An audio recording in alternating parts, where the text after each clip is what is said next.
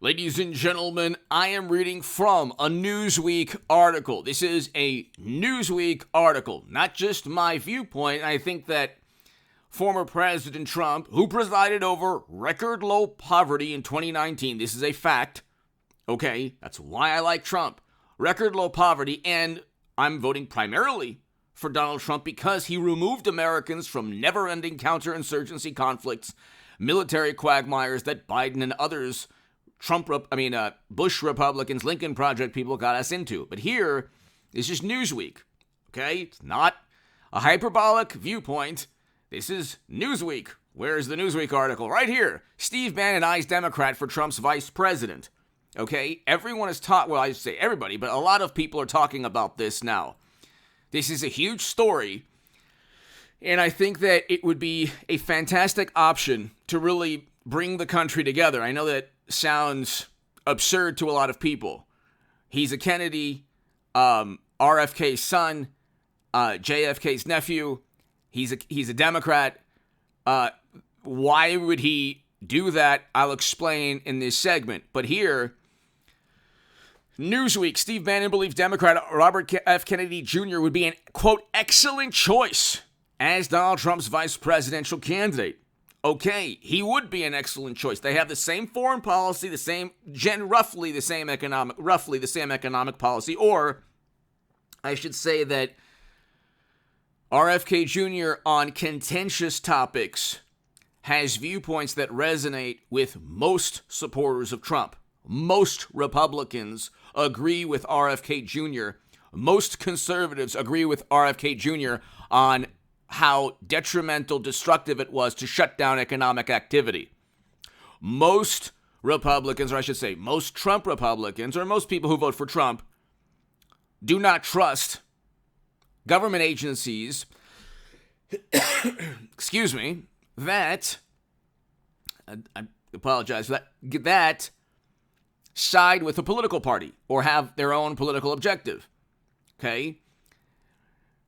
The belief that media, government, individuals that leave government and promptly go work at CNN are completely impartial and unbiased and apolitical, that is a conspiratorial theory.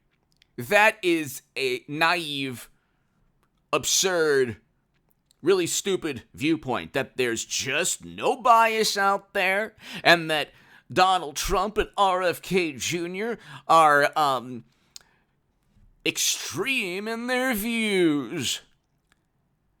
That is the vantage point of somebody without any critical thinking skills. Partisanship, unfortunately, has infused every aspect of American life. I'm not happy about that. I would like to enjoy late night without Jimmy Kimmel taking a gigantic dump on Donald Trump. But that's not happening. I would like to learn about the New York Post reporting 2 years ago to get an informed choice on Hunter, his laptop, and Joe. But they were suspended by Twitter because it helped the Democratic Party. See, lost in the reporting, the courageous reporting of Matt Taibbi, Michael Schellenberger, and others, is the obvious fact that the New York Post was suspended because it hurt the Democratic Party. RFK Jr.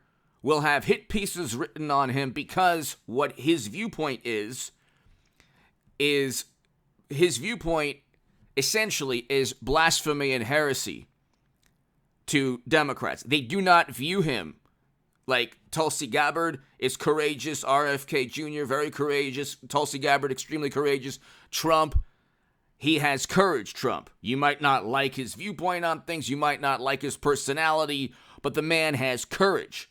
And he presided over record low poverty, and he brought Americans home with the Doha Agreement that Biden completely botched. It was a May 1st, 2021 withdrawal. And so the only reason they're not in that region of the world is because of Trump, not because of Biden. Biden didn't want to and reluctantly was forced into it because that is not the Lincoln Project Democratic Party foreign policy. The same people on the left that pontificate about imperialism are the same people who push endless military conflict that RFK Jr. and Trump are against.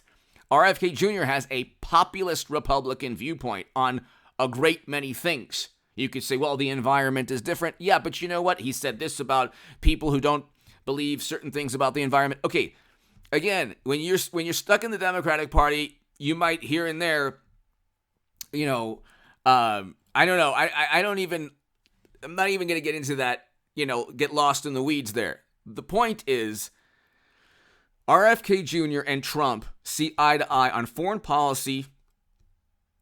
In terms of economic policy, we had record low poverty with Trump. We had record highs in household median income. We had 2% inflation, and he was against shutting down the economy. Democratic governors pushed for that, and now RFK Jr. is speaking out against that. Most Democrats, according to polls, would be just fine with another economic shutdown if they were told it was the best thing for their lives by bureaucrats. I'm not being disrespectful or trying to disparage anyone. That is just the Democratic Party mentality.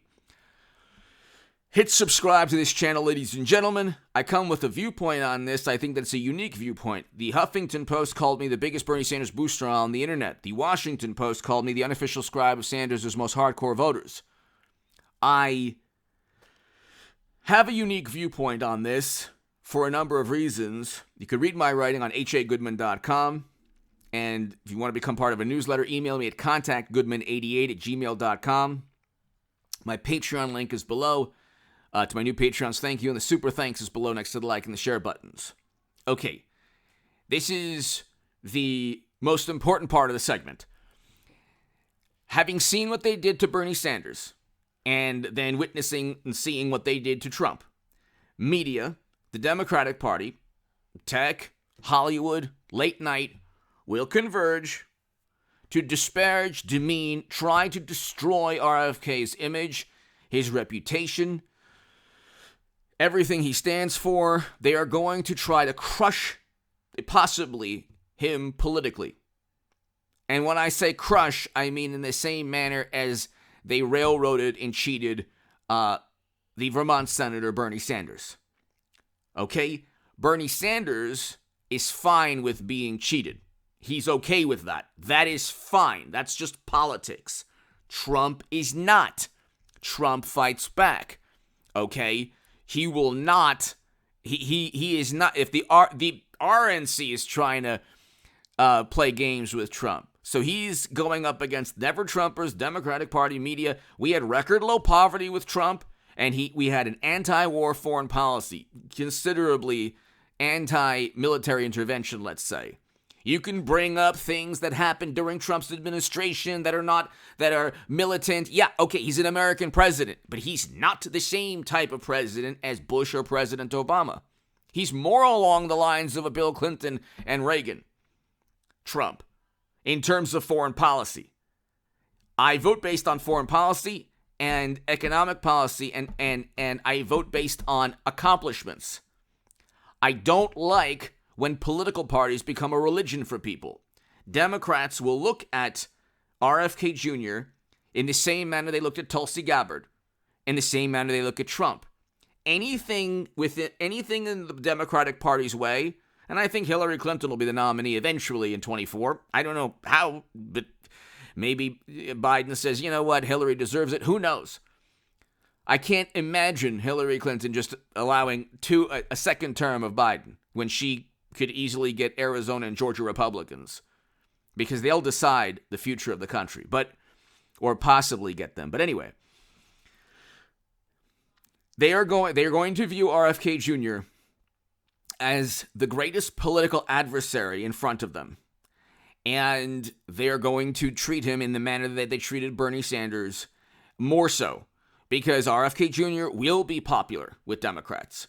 It's not, is it possible? He will be very popular. He's far more, I should say, he has more gravitas and charisma, and he probably, when it's all said and done, will either surpass Biden or rival Biden in terms of popularity within the Democratic Party.